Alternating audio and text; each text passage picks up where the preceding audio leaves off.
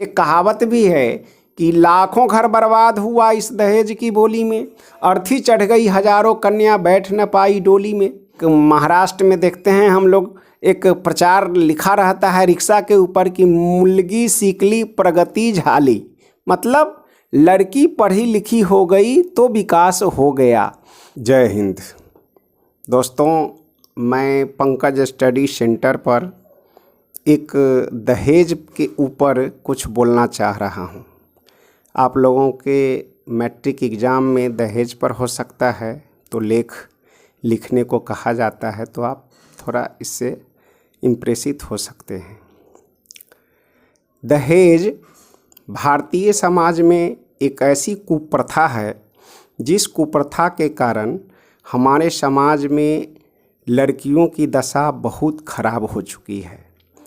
योग्य लड़की पढ़ी लिखी होने के बाद भी दहेज के कारण उसे योग्य न वर मिल पाता है न घर मिल पाता है, जिसके कारण शादी के बाद उसकी ज़िंदगी नरक हो जाती है।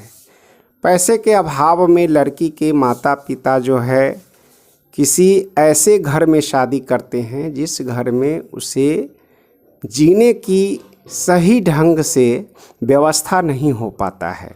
लड़की जो है शिक्षित रहती है लेकिन लड़का कम पढ़ा लिखा रहता है, जिसके कारण उसके रहन सहन खान पान आगे की जो भी दिशा तय होती है जीवन जीने के लिए, वो प्रभावित हो जाता है।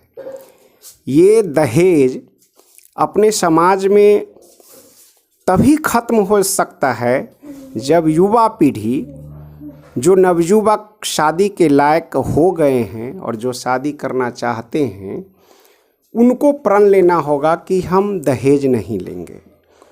दहेज आप अगर नहीं लेते हैं तो ये प्रथा बंद हो सकता है। अब आप कहिएगा कि भाई हम इतना पढ़े लिखे तो हम दहेज क्यों नहीं लेंगे, दहेज तो हम लेंगे ही लड़की। तो जो युवा पीढ़ी हैं, युवा पीढ़ी को आगे आना होगा, इसमें बढ़ चढ़ कर युवा पीढ़ी को हिस्सा लेना होगा, तभी जाकर के ये दहेज जो है ख़त्म होगा। ऐसा कोई भी परिवार नहीं है जिसमें कि लड़की ना हो, हर एक परिवार में लड़की रहती ही है। तो हर एक परिवार इस दहेज से जूझते हैं। तो जब हम दहेज अगर अपने घर के किसी लड़के को नहीं लेंगे तो हम दूसरे लड़के वाले को भी हम दहेज नहीं दे सकते हैं। इस तरह से ये एक सिलसिला निकल पड़ेगा एक दूसरे के साथ। हम अगर नहीं लिए तो हमसे भी दूसरा नहीं लेगा, तभी नहीं ख़त्म होगा। वैसे कहने के लिए तो भारत में कानूनन अपराध है, लेकिन कानून तो भारत में बहुत बने हुए हैं, लेकिन सब कागज़ों पे है। धरातल पे आने के लिए उसको बहुत टाइम लगेगा और बहुत टाइम होने के बाद भी वो ख़त्म होने वाला नहीं है। कारण एक कहावत भी है कि लाखों घर बर्बाद हुआ इस दहेज की बोली में, अर्थी चढ़ गई हजारों कन्या बैठ न पाई डोली में। दहेज के कारण लड़की जो है उम्र की सीमा ख़त्म हो जाती है, लेकिन उसे न घर मिलता है न वर मिलता है और उसकी शादी नहीं हो पाती है। तो जिसके कारण हमारा समाज जो है बहुत पीछे चला गया है।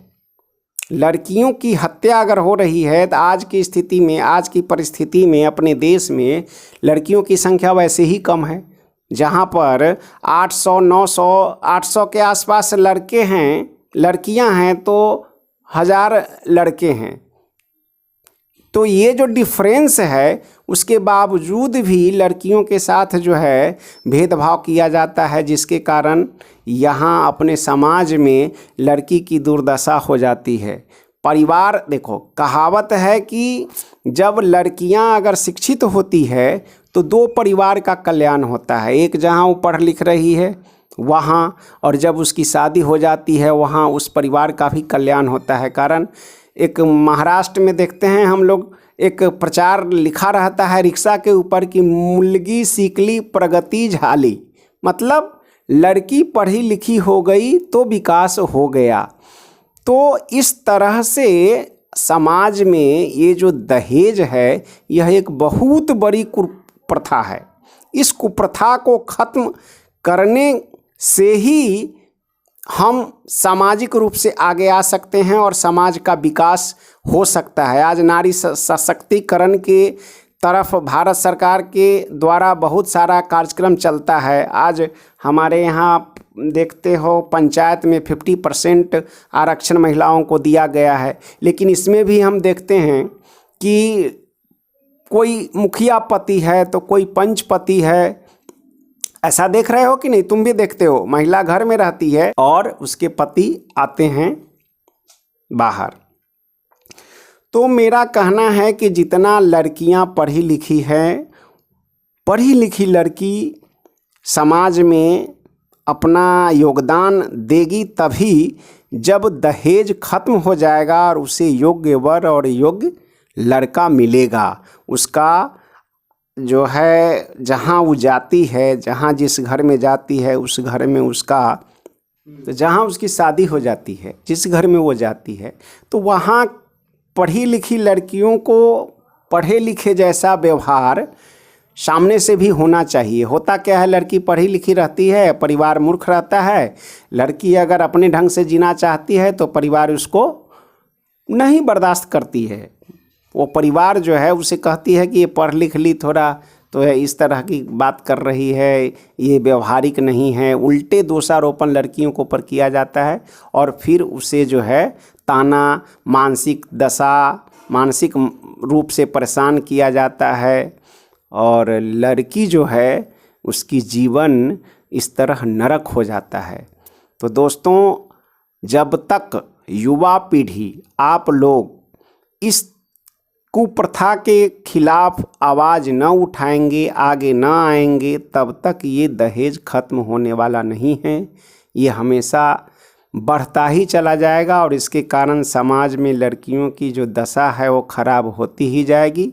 इसलिए मैं आप तमाम नवयुवकों से आह्वान करता हूँ कि आप लोग दहेज के खिलाफ आगे आएं और समाज को विकास करने में अपना सहयोग दें। धन्यवाद।